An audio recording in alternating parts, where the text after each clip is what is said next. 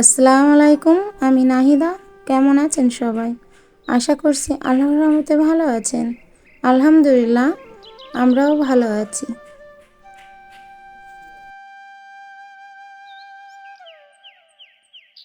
আমার আরও একটি ব্লগে আপনাদের সবাইকে জানাই স্বাগত।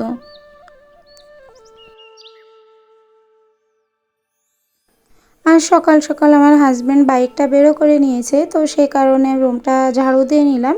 বাইকের যত ময়লা সেগুলো তো রুমের ভিতরে থেকে যায়। আর যে বৃষ্টি হয়েছে আজ কয়েকদিন আগে, তো মানে 2-3 দিন যাবত যে বৃষ্টি হলো, রাস্তায় একটু তো কাদা আছে। তো রাস্তার কাদাগুলো তো বাইকের সাথে সাথে রুমেও চলে আসে। তো সে কারণে আগে থেকেই আমি যদি রুমটা ঝাড়ু না দিয়ে আবার পায়ে পায়ে ওগুলা সারা ঘর ছড়িয়ে যাবে। তো যাই হোক, রুমটা আগে ভালো করে ঝাড় দিয়ে নিলাম। নিয়ে এবার যে বাইরে আছে যে জায়গাটা আমি রান্না করি, সেই জায়গাটা আমি একটু ঝাড়ু দিয়ে নিচ্ছি। আমার তো ভীষণ পরিমাণে শরীরটা খুবই খারাপ, যে এই অবস্থায় যে কোনো কাজ অথবা একটু ঝাড়াঝুড়ো করব সেটা কখনোই সম্ভব না। এই ধুলোটা যদি আবার আমার নিঃশ্বাসে যায়, তো সাথে সাথে আবার আমার শ্বাসকষ্টটা বেড়ে যাবে। তো যে কারণে আমি কালকে পরিষ্কার করতে পারিনি। তো আজ একটু বেটার আছি, আগের দিনের থেকে একটু ভালো আছি। তো সে কারণে হচ্ছে এই কাজগুলো আজকে একটু গুছিয়ে নিচ্ছি। তো এক্ষেত্রেও আমাকে বকা শুনতে হচ্ছে যে একটু সুস্থ হয়েছে আর অমনি সারা বাড়ি ঝাড়পোছ শুরু করেছি। তো হ্যাঁ, একটা সপ্তাহ অসুস্থ ছিলাম, একটা সপ্তাহ কোনো কাজ করতে পারিনি, ঠিকভাবে ভিডিওটাও দিতে পারিনি। তো যে কারণে হচ্ছে পুরো ঘরের কাজকর্ম অনেকটা জমা হয়ে গেছে। একটা সপ্তাহে তো অনেকটা কাজ জমা হয়ে যায়। তো সে কাজগুলো একদিনে তো করে উঠতে পারবো না, তবে যতটুকু পারবো আস্তে আস্তে করে করার চেষ্টা করছি।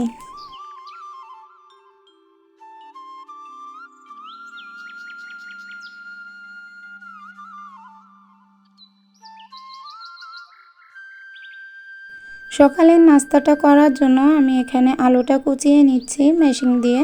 নিচে হয়ে হাত দিয়ে আলু কোচার সময় নেই এখন, তো মেশিনে দ্রুত হয়ে যায়। আর আমার যে মেশিনটা আছে এটাতে কিছুটা হাতে কোটা আলু ভাজির মতোই হয়, তবে আজকে একটু খুব দ্রুত করেছি, যে কারণে কিছু কিছু আলু ভালোভাবে কুচিয়ে ওঠেনি। তো যাই হোক, যেটা হয়েছে সেটাই করে দিব আজকে। আর রুটিটা তৈরি করা হয়ে গেছে, লাস্টে 1টা থেকে 2টা একটু পরাটা করে নেব। যে সেকা রুটিটা সেটা একটু হালকা করে তেলে ভেজে দিব। এটা বাবুর জন্য করছি, ওর টিফিনটা দেওয়ার জন্য। ছেলেটা কখনোই বায়না করে না যে আম্মু আমাকে এটা দিতে হবে।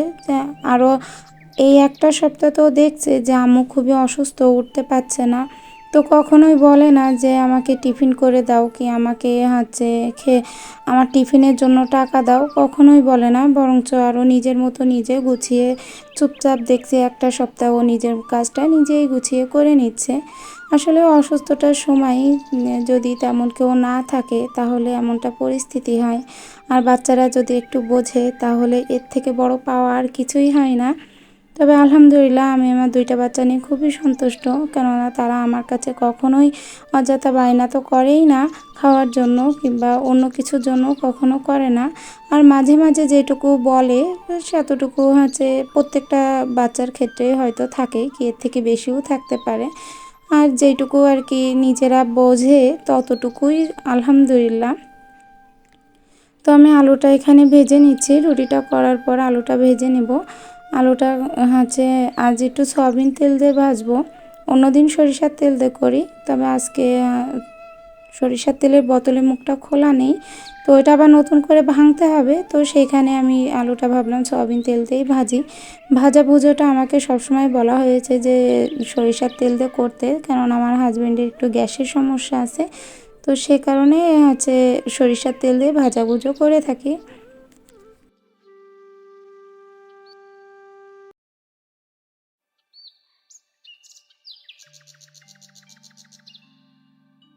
ভীষণ অসুস্থতার কারণে আমার চ্যানেলে সঠিকভাবে আমি ভিডিও দিতে পারছি না। তবে যতটুকু অনেকেই আমার পাশে আছেন, আবার অনেকেই সরে গেছেন। তবে এটাই জীবন, জীবনে চলার পথে অনেকে নতুন নতুন হচ্ছে মানুষের সাথে পরিচিতি হব, আবার অনেকে হয়তো পরিচিতি মানুষগুলো পাশ থেকে সরে যাবে।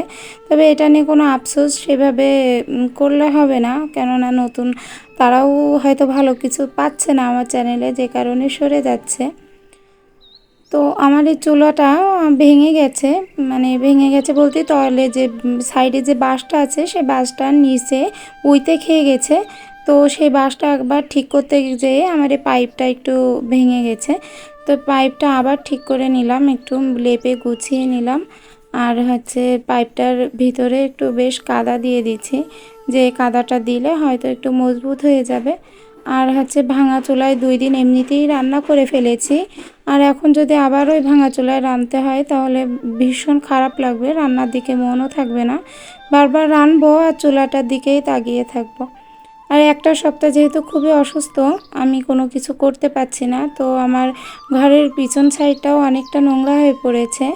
তো ওগুলাও আস্তে আস্তে ভাবছি পরিষ্কার করব, একবারে যদি করতে যাই তাহলে আমি আবার অসুস্থ হয়ে পড়ব।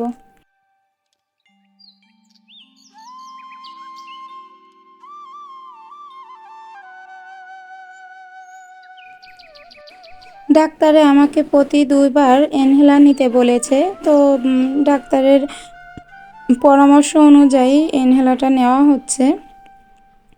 প্রতি 2 বার, সকালের দিকে একবার আর রাত্রে শোয়ার দিকে আর একবার। আর এর ভিতরে যদি আরও একবার বাড়ে তাহলে নিতে পারবো। আর একটা টিপস আপনাদের সাথে শেয়ার করছি, কারো যদি আমার মতো এরকম শ্বাসকষ্ট থেকে থাকে, চটজলদি যদি সেটা কমাতে হয়, বুকের যে চাপটা থাকে, তো তারা একটু ফিটকেরি নিয়ে সেটা গরম করবেন, পানিতে দিয়ে একটু টকবক করে ফুটিয়ে যে ভাপটা উঠবে সে ভাপটা নিঃশ্বাসে টেনে নেবেন মুখের মাধ্যমে, নাকের মাধ্যমে। এটা যদি টেনে নিতে পারেন তো আপনার ওষুধে যে কাজটুকু করবে না সেটা চটজলদি ভালো করে সেরে দিবে, মানে বুকের চাপটা কমে যাবে এবং শ্বাসকষ্টটাও কমে যাবে। এটা আমার আব্বু ডাক্তার ছিল, তো তিনি এখন আর বেঁচে নেই। তা তিনি মারা যাওয়ার আগে এটা বলে গেছিলেন যে যদি কখনও দেখা যায় যে কোনো ওষুধে কোনো কিছুতেই কাজ হচ্ছে না, নিঃশ্বাসে কষ্টটা বন্ধ হচ্ছে না অথবা কমছে না, তো তখন যেন এই কাজটা অবশ্যই করি। তো ফিটকেরিটা ভীষণ পরিমাণে উপকার পেয়েছি আমি যখনই করেছি, কেননা এবার খুব মারাত্মকভাবে বেড়েছে আমার, যে কারণে আমার ইনহেলার এবার প্রথমেই নিচ্ছি, আর ওষুধ তো চলছেই। আর সেই সাথে ফিটকেরির যে ভাবটা সেটাও যদি রেগুলার নেওয়া হচ্ছে আমার। তো এটা যদি আপনারা ব্যবহার করেন, আপনাদের যদি কারো শ্বাসকষ্ট এরকম থেকে থাকে, তাহলে যখন দেখবেন হাতের মাথায় কোনো ঔষধ নাই, আর প্রাথমিক চিকিৎসা হিসেবে আপনারা এটা ট্রাই করতে পারেন। এটা ভীষণ পরিমাণে উপকার, আর আমি তো ভীষণ উপকার পেয়েছি, যে কারণে এখন উঠে কাজ করতে পারছি।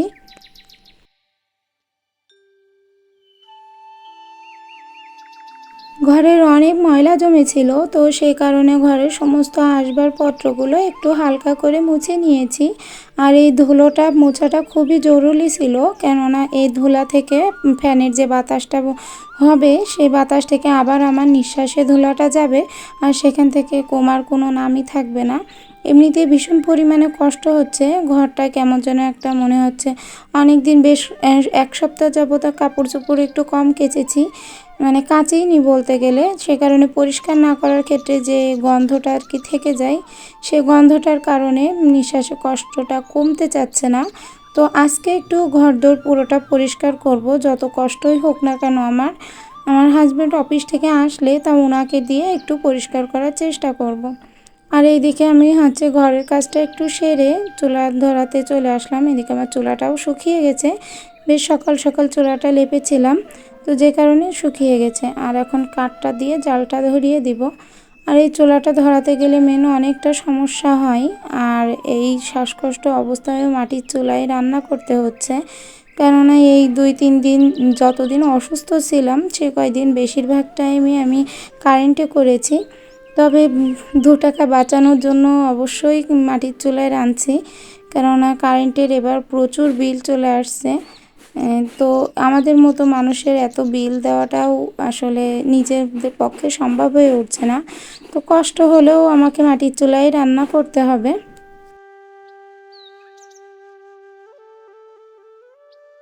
চুলাটা ধরিয়ে আমি চালটা বসিয়ে দিয়েছিলাম। তো আমার ভাতটা রান্নাটা কমপ্লিট হয়ে গেছে। আর এদিকে আমি তরকারিটা রান্না করে নিচ্ছি। আজ পেঁপে দিয়ে পাঙ্গাস মাছ দিয়ে রান্না করব। পেঁপে দিয়ে পাঙ্গাস মাছের হালকা পাতলা একটু ঝোল করব। আর এই মুহূর্তে একটু যেহেতু অনেক গরম পড়েছে আর পেঁপের তরকারিটা একটু ঠান্ডা ঠান্ডা আছে, তো সে কারণে আমার পক্ষে খুবই উপকার হবে এই তরকারিটা। আবার এদিকে শ্বাসকষ্ট আমার সব দিক থেকে একটু ভেবে চিন্তে চলা লাগছে। আর এবারে কষ্টটা তো প্রচুর পরিমাণে বেড়েছে, যেটা অনেকটা বাড়াবাড়ি হয়ে গেছে নিজের সাথে। এটাও নিজেরই দোষ, অনেক সময় নিজের খেয়াল রাখিনি, সংসারের পুরো কাজ করে গেছি সকাল থেকে একদম রাত অবধি। তো যে কারণে নিজের ভুলের কারণে নিজের এই কষ্টটা আজ হচ্ছে। সকালের দিকে আবার একটু ছাদে গিয়েছিলাম, যে আমার নারকেলগুলো রোদে দেওয়া হয়েছিল না 2-3 দিন, তো রোদই উঠছিল না। তো এখন তো আবার রোদ উঠছে, যে কারণে আগে সকালে ঘুম থেকে উঠে নারকেলটা ছাদে রোদই দিয়ে আসে। তারপরে দেখি যে গাছে বেশ কয়েকটা বেগুন ধরেছে, যে সাদা বেগুন গাছ আছে আমার গাছে, মানে ছাদের উপরে যে বেগুন গাছটা আছে সেটাতে সাদা বেগুন ধরে। তো আমার নিয়মিত যারা ভিউয়ার্সরা আছেন তারা তো জানেনই যে আমি গাছটা দেখিয়েছি। তো সেই গাছ থেকে বেশ কয়েকটা বেগুন দেখে আমি উঠিয়ে নিয়ে আসলাম। আর আমার হাজবেন্ড এগুলা চচ্চড়িটা খুব পছন্দ করে খেতে। তো পাঙাশ মাছের তেল দিয়ে চচ্চড়িটা করে নিব। তো আমার রান্না বান্নাটা কমপ্লিট হয়ে গেছে। আর এই যে রান্না তো করেছিলাম, সাথে খাওয়াও হয়ে গেছে, কিন্তু ক্যামেরাটা করা বাদ পড়ে গেছে। তো যতটুকু করছি ততটুকু দেখিয়ে দিলাম। আর এই যে পেঁপের তরকারিটা এখনও কেউ হাত দেয়নি, এটা দুপুরে খাবে। যেখানে ভাত রেখে দিয়েছি, আর র্যাকের ভিতরে ঢাকা দিয়ে রেখেছি পেঁপের তরকারিটা।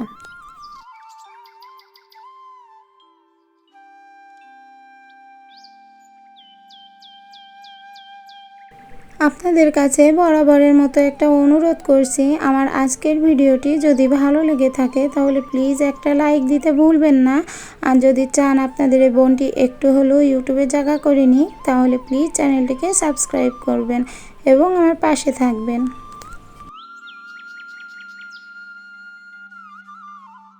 আজ রুমের অনেকটা গোছগাছের কাজ শুরু করেছি। তো আমার হাজব্যান্ড একটু বকাঝকা করছে যে এই শরীর খারাপ অবস্থায় এগুলো না মেলালে ভালো হতো। তো উনি বেশিরভাগ গুছিয়েছেন, আর আমি তো একটু কাপড়গুলো হয়তো ভাঁজ করে দিয়েছি। আর এগুলো একটু বাইরে বেরো করে পুরো ওয়ারড্রপটা বাইরে বেরো করব, করে ওগুলো পুরোটা ঝেড়ে মুছে বাক্সটাও আজকে বেরো করব। বেরো করে যে সাইডের একটু তেলাপোকা জমছিল, তারপরে আবার ওখানে ইঁদুর আসছিল, ইঁদুরেরও বসবাস হয়েছিল। তো সেগুলো পরিষ্কার করে নিলাম বাক্সটা সরিয়ে। এইখানটায় বাক্সটা ছিল, তো এই জায়গার বাক্সটা সরিয়ে নিয়ে তা আমি পরিষ্কার করে নিলাম। আর এই জায়গাটা থেকে মূলত গন্ধটা বেশি আসছিল, যেহেতু ইঁদুরের গন্ধ। আর বাইরে যেহেতু একটু বাগান মতো আছে, তো শোষাও ঘরের মধ্যে চলে আসে।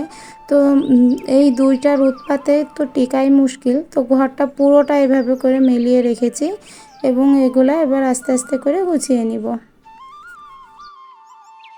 আলমারিটা আপাতত এভাবে গুছিয়েছি। এখানে আমার টিফিন বাটির ভিতরে আমার কসমেটিক আছে, মেয়ের কসমেটিক আছে, মেয়ের ব্যান্ড আছে এবং চুলের ক্লিপ আছে। আর মেয়ের কাপড়, মেয়ের বাবার কাপড় এবং আমার কাপড়গুলো 3 থাকে রেখে দিয়েছি। আর বাদ বাকিটা আমার ছেলের কাপড় তো আমাদের রুমে থাকে না, ওর রুমের যে ওয়ার্ড্রপটা আছে ওইটাই পুরোটাই ওর কাপড় থাকে। আর বাদ বাকিটা বেশিরভাগই আমার কাপড়েই দেখা যায়, আর আমার আর মেয়েটার বেশি। আর ওদের দুইজনের তো কমই, পুরুষ মানুষের এমনিতেই কম কাপড় চোপড়। তো যাই হোক, আমার রুমটা পরিষ্কার করে নেওয়া হয়ে গেছে। এখন আমি রুমটা আগে ঝাড়ু দিয়ে তারপরে গোসল করে নিব। সারাদিনের মতো কাজকর্ম এখানেই শেষ হলো। আর বিকালের দিকে এই যে গাছে একটু পানি দিতে চলে আসলাম, যে প্রচুর পরিমাণে রোদ পড়েছে বাইরে। আর এই মুহূর্তে গাছের গোড়ায় যদি বিকালের দিকে একটু পানি না দিই, তাহলে গাছগুলো অনেকটা মরে যাওয়ার মতো অবস্থা হবে পানি না পাওয়ার কারণে। তো আমার আজকের ভিডিওটা আমি এই পর্যায়ে শেষ করছি। আশা করছি আজকের ভিডিওটা আপনাদের কাছে ভালো লাগবে। আসলে নিজে অসুস্থতার কারণে আগে সুস্থতা, তারপরে আমার ভিডিও। আর যদি সুস্থ থাকি, বেঁচে থাকি, তো অবশ্যই ভালো ভিডিও তৈরি করতে পারবো। আর যদি নিজে সুস্থ না থাকি তাহলে কিছুই দিতে পারবো না। তো সে কারণে ভিডিওটা ভালো করতে পারিনি। তো আমার আজকের ভিডিওটা এই পর্যায়ে শেষ করছি। আল্লাহ হাফেজ।